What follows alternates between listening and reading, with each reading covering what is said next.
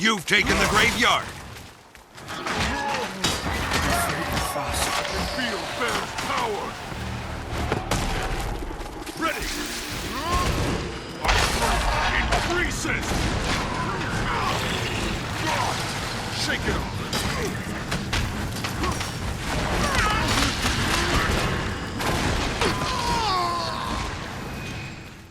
Yo guys, for today I decided to check one of my older builds. Is it still doing okay? Generally speaking, this is not a meta build. I've never really liked meta builds. They were like kind of boring for me. Of course, not everybody would enjoy this kind of playstyle, but I'm just gonna show you a couple of things, and maybe you're just gonna play around and have fun. I'm just enjoying it, generally speaking, because it's just fun. It's definitely not the best, but for me, fun factor is like super important thing. So that's a glass cannon basically. I'm gonna have the build in the description below. So here's what we're using. Obviously Berserker for maximum damage. I'm using Relic of Zakharos so that we can have a little bit of sustain, because we're also trying to target high crit chance, almost 100%, basically 70% without buffs. And with Fury you get to 90%, and then you can also use that occasionally, Singing of Fury, to obtain a little bit extra precision. Basically getting to 86 with this alone. That's only for a couple of seconds. And then you're gonna have a little bit less crit chance, of course, just about 60%. But when you have Fury and this passively, you're gonna be 90%, so that's pretty decent in my opinion. We're also aiming for high critical damage as well. On the Great Sword we have 249%. On Double Axe we get 257. And once you get into Berserker, you get 274 on Double Axe. So that's pretty decent. The other thing we're using is Rune of Ego for more precision and ferocity. You can play around with this if you want. It's probably like not a huge difference whether you use this or Scour. Scour will give you ferocity and power, but you're gonna lose some precision. So that's really up to you how you want to play with this. I would say the difference in terms of performance is not gonna be that huge. Then for the weapons, we're using Double Axe. That's like classical spin to win plus close combats, pretty decent damage. Then Great Sword, to me personally, it seems like the best for this situation. I've seen some people, like the more recent builds leaning to meta, are using Staff, but Staff seems to me to be a very support oriented type of weapon. And personally I would prefer Great Sword because it does have pretty decent cleave and AoE damage. At the same time, it gives you some very good and important mobility skills that you can use to close gaps or to disengage. So personally I would just choose this classical thing. And like I said, this is old build, so I was just playing around and see how it still works today, because Guild Wars 2 is actually a very sort of like casual game when it comes to character progression, and even after many years you can still be playing with the same build with a couple of tweaks, of course. Then for the sigils, for the Double Axe we got Sigil of Courage and Sigil of Exploitation, basically more damage to targets below 50%, so we want to like execute things basically. This is one of the things, but we're gonna get to that later. Courage just to get extra might on hit, and I feel like you're gonna be hitting more often with axes than with Great Sword, so that's why I have this one here. Then for the Great Sword we have Sigil of Cleansing, so whenever we swap I'm just gonna remove condition. And again, Sigil of Exploitation for the same purpose, just executing stuff. Then looking at the build, this is the basic build. That's Berserker DPS PvP. Once again, it's not meta, and I don't even know if people are using power Berserkers in PvP, or everybody just running the most recent Lit Spec and Spellbreaker. But I was running this thing for many years before that. Obviously some things have been changed throughout the time, but actually when I check it now, it's not much different from what it used to be. It was changed during the time when I was playing it. First one, we got Strength. So whenever we use movement skills, which Great Sword does have quite a few of them, we're gonna get stability for a couple of seconds. It has cooldown, of course, but that's fine. So this build is not really doing the maximum damage, but we need some sort of defensive options as well. That's why we sacrificed a little bit of damage, which is already pretty decent anyway. Then also put Force for Great Sword for extra power and additional chance to get Might on critical strike, which is pretty decent. Might is super important for us. It gives us more power and also critical chance as well, so that's pretty good. So with this alone, we're getting pretty close to 100% even without Berserker when we get Might and Fury. Then here we choose Might Makes Right, so we can basically have a little bit extra healing and endurance, basically some sustain whenever we apply Might to ourselves, which we would do very often with this build as well. Then the next one is probably one of my favorite outside of the actual lid spec anyway, because you have to have the lid spec. But as a secondary spec here, we have discipline, which is basically allowing us to generate more adrenaline and also really synergize well with the axis and with movement skills. We have this, which increases our movement speed when we have melee weapons, which is like all the time. So it's almost like you have swiftness by default because it's 25%, swiftness is 33%, so that's like almost the same. Also, movement skills remove immobile, so basically we have quite a lot of them. Just the greatsword alone has 2 of these. And also we use stomp on the utility skill bar. That's another movement skill. Then we also have reduced time to swap weapons. That's great. We can just play around.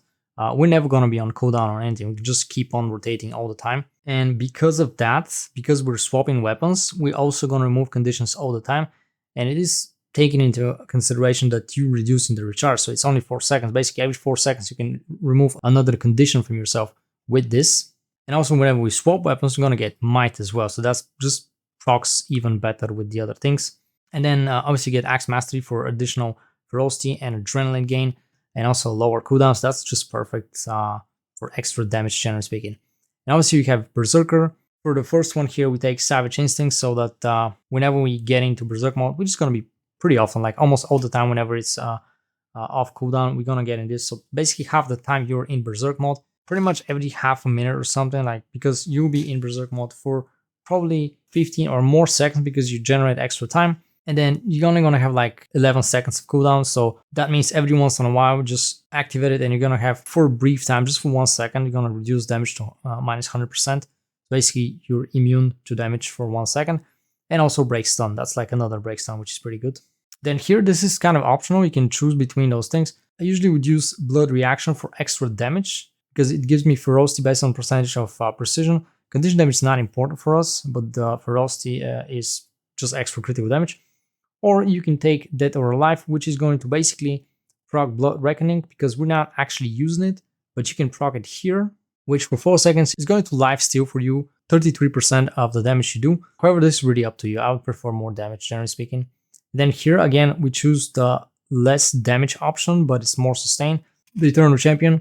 You're going to get stability whenever you enter Berserk mode. And also anything that triggers when you enter Berserk mode will also trigger when you exit Berserk mode. So you can do that as well. Plus it gives you endurance as well when you do that. And you can actually manually exit Berserk mode if you want with this option. But that's really situational. Then for utilities, I have tested around and it doesn't seem to be very good option to go with Blood Reckoning, even though it can basically instantly charge you back your Berserk burst skill, your primal burst, to do even more damage for a short period of time, like even higher bursts basically. But overall, it's just not very decent heal, generally speaking, even though you actually recover part of your HP. But you can get stun locked, so you're not going to cover anything if you're not doing damage. And then I would just use universally this option, Defiant Stance. Basically, it's a small heal, but for 3 seconds, all the attacks, all the damage that is done to you is gonna heal you instead, which is like super powerful. Basically, they're either gonna stop attacking you anyway, or if you already have conditions on you, they'll just heal you to your max HP, which in this period of time, you can do a lot of damage and a lot of things anyway, which allows you to get into bigger fights and just do part of your rotation there and just do a lot of damage for a short period of time. I use Stomp because it feels like quite versatile ability. It has like a lot of things. I played around before trying to look at these other things. You can try kick or boost charge, but they seem to have less options to be used. Like they're situational once again, standard crowd controls, but Stomp works as like quite a lot of things at the same time. It's actually pretty powerful crowd control because it's AoE, so you're gonna basically launch around the area that you're landing, just like most of them anyway. It's gonna be counting as movement skill, so it's gonna remove immobilize. However, it has another very awesome thing. It's also break stun, basically, which is like really good bonus, which, you know, kind of like makes up for boost charge, which boost charge actually giving you a little bit of evasion, like invincible frames. But personally, I just prefer Stomp anyway. Then I take the Signet of Fury because of the extra precision, and you see that you can get even more precision and ferocity when you activate, plus adrenaline. So basically, you ramp up instant Berserk mode if you want with this to even further increase the damage. So you can combine. I usually have on this slot just the standard break stun skill, and I tried between Outrage and Shake It Off. Now Outrage has shorter cooldown and it's also generating some adrenaline. Plus it will increase Berserk mod's duration. However, we need additional condition cleansing, and it feels like Shake It Off is the better option in this case, because it also helps your allies as well. And then for the ultimate, it's like one of my favorite skills for Berserker, obviously. Headbutt, it's really weird, but at the same time, that's another movement skill. It's going to remove Immobilize, and it's going to stun the target for 3 seconds, so unless they have break stun, that's pretty bad for them. It's going to stun you as well. However, you can use Shake It Off, but also very often you have stability that you can generate yourself, so you can just time it properly. And very often I'm not even stunning myself, but even if you do stun yourself, you would probably want to use that with Shake It Off, so you can just remove the stun instantly, and then you have basically instant Berserk mod. But either way, technically you don't need to use that because you do have Savage Instinct, which will just break stun anyway, so that's just perfect for ourselves. It also counts as break stun, not only removes Immobilize, but break stun by default basically, so that's pretty awesome. And the other crazy thing is just generating max adrenaline, so it's just the best possible ability for Berserker. I mean, it's coming with Berserker anyway. So that's pretty much it for this build, guys. You can check the description for everything that I just showed you, so you can just see it for yourself and just play around if you want. So that's gonna be for this video, guys. I'm gonna be making more builds for Guild Wars 2, most likely off-meta builds anyway. You can also watch me play with those builds live when I'm streaming. So thank you for watching, guys. Don't forget to like and subscribe for more off-meta builds like this, and see you next time.